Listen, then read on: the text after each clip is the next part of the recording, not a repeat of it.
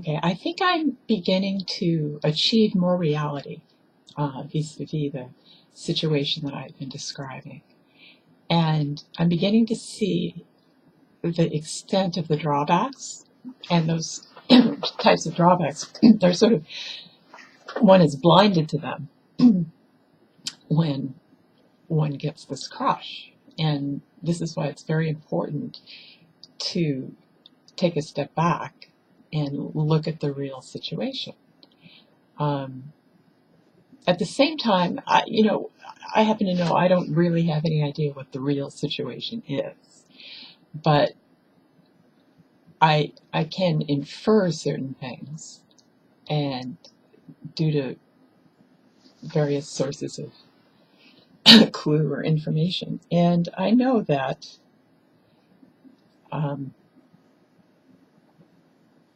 okay, if somebody has an ex, and that ex has been idealized, you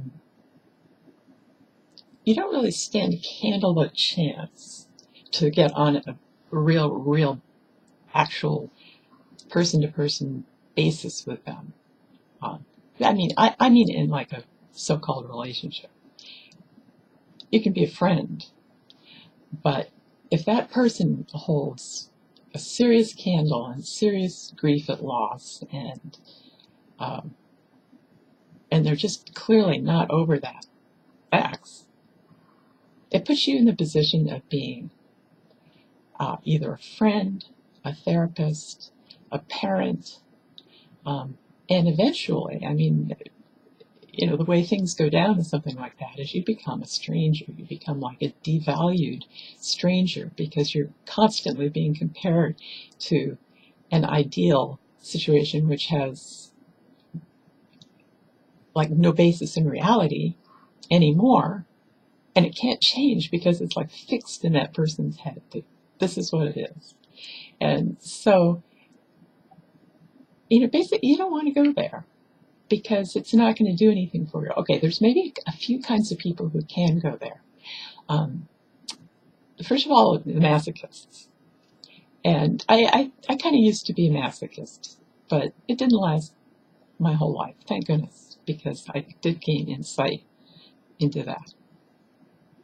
So masochists will go there because they want to save the situation, and at the same time they sort of feel comfortable with being punished constantly by a situation like that. It's like, oh yeah, I'm just giving everything for love or whatever. This is like totally bogus.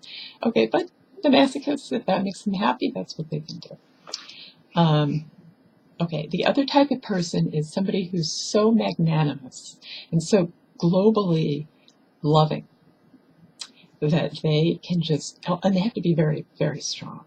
Strong person can go in there with an extraordinarily pragmatic attitude and say, I'm going to wait this out because I know, because I'm so confident that I'm great, that you are going to turn around, and I will be the one for you. Or they're so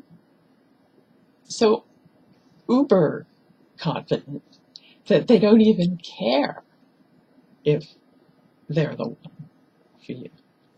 They just say, I want that.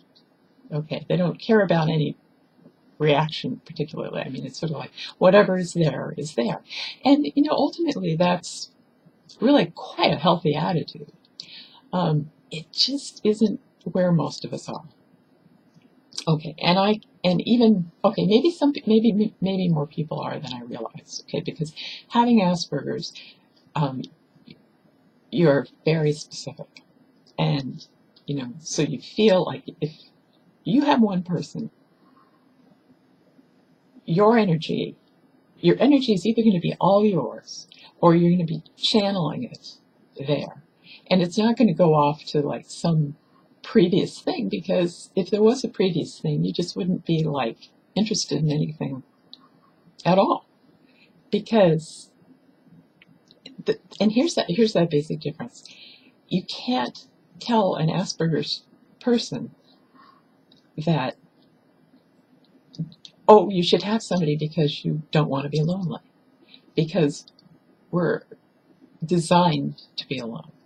It's just, it's amazing. It's like the, the extraordinary circumstance is when you take a person with Asperger's and put them with another person, and it does work, because otherwise we just want to be alone. If it's not a pretty damn good situation, we don't want to be there. So, and the thing is, I know that suitable matches do exist, because I did experience something where my energy flowed into someone and they were able to utilize that, and they did amazing things. And I'm no longer with that person. I care for that person, but not in an idealized kind of a way. They are who they are, and I've moved on, and they've moved on, and that's just reality, because I choose to live in the present.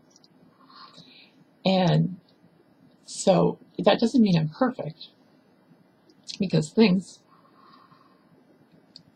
can come back to haunt me. Things can rip me out of the blue, as I've said. But like an acquaintance of mine at work says, that person with surprising insight, given where they've come from, says, it's all me. And if somebody doesn't understand that even when you're being a giving, loving person, it's not all about the other person, it's about you. And that's where your power comes from. Because if you put your power into another person, they are just going to, at some point, disappoint you. And you're going to, well, essentially be grieving for something that really doesn't exist. And it's going to be like a false entity. And it just can go on and on and on. And unfortunately, I've been on the other side of that. Somebody idealized me and can't seem to let it go. And I keep getting yearly reminders of this. It's sort of like a hostile giving regime or something. It's like I have to deal with that and look at that. And, I feel guilty. I feel all kinds of things. But one thing I don't feel is any urge to go back there. So in this sense, that person who's doing that to me could be in the situation of somebody out there who's trying to make a new relationship with me. And it's not going to work, because he's still holding this notion in his head that I somehow am this idealized creature. And so there's always going to be a little secret there. There's always going to be a little thing that doesn't really quite work. And it just is going to flaw the whole thing. Because my feeling is really that if you cannot be clear and present in the future, clear and present in the present, and hopefully in the future, then there is no thing that can really happen. You can be a friend. That's it.